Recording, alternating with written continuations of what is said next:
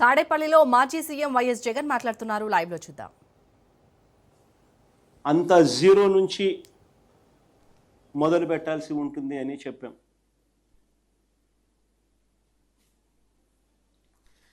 మేము ప్రతిపాదించిన మావిగన్కు ప్రజల్లో నుంచి మద్దతు వచ్చేసరికి ప్రజలందరూ కూడా ఇది కరెక్ట్ ఆలోచన, చంద్రబాబు నాయుడు గారు స్కాముల కోసం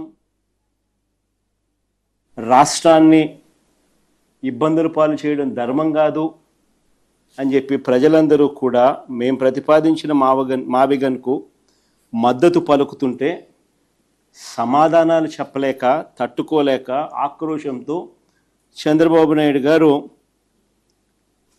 బీపీ పెరుగుతూ ఉంది, నోట్లో నుంచి ఇష్టం వచ్చిన మాటలు మాట్లాడుతూ ఉన్నారు.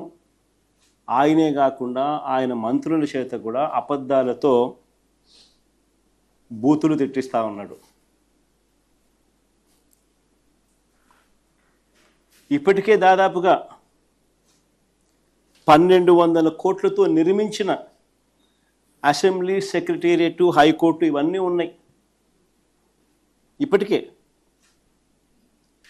ఇప్పటికే దాదాపుగా 1200 కోట్ల రూపాయలతో నిర్మించిన అసెంబ్లీ, సెక్రటేరియట్, హైకోర్టు ఇవన్నీ ఉన్నాయి. ఇవి పక్కన పెట్టి మళ్ళీ వాటి పేరుతోనే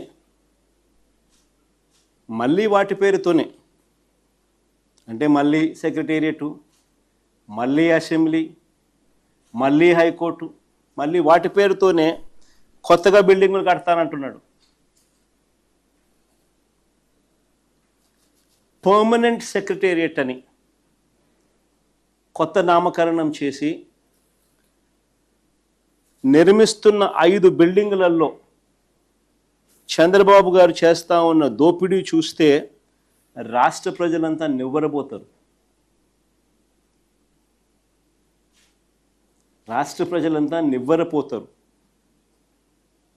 సెక్రటేరియట్ పేరుతో, పర్మనెంట్ సెక్రటేరియట్ అనే పేరుతో 5 బిల్డింగుల నిర్మాణంలో చంద్రబాబు నాయుడు గారు చేస్తూ ఉన్న దోపిడీని చూస్తే రాష్ట్ర ప్రజలు నివ్వరపోతారు.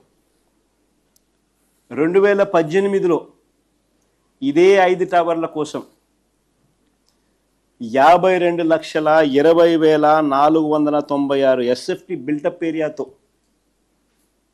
ఇవే 5 బిల్డింగులు కట్టడానికి ఆ రోజు 2,271 కోట్లకు చంద్రబాబు గారు టెండర్లు ఖరారు చేసి అప్పగించారు. అప్పట్లో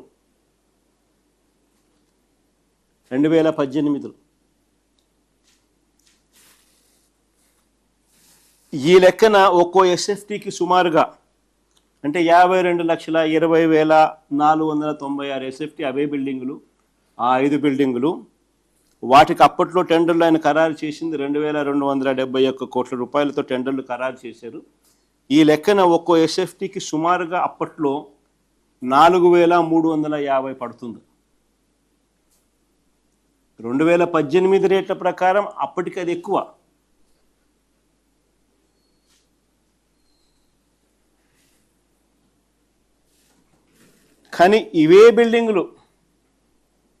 కానీ మళ్ళీ ఇవే బిల్డింగులు గతంలో వర్కులు ఎవరికైతే ఇచ్చినారో ఆ టెండర్లను క్యాన్సిల్ చేసి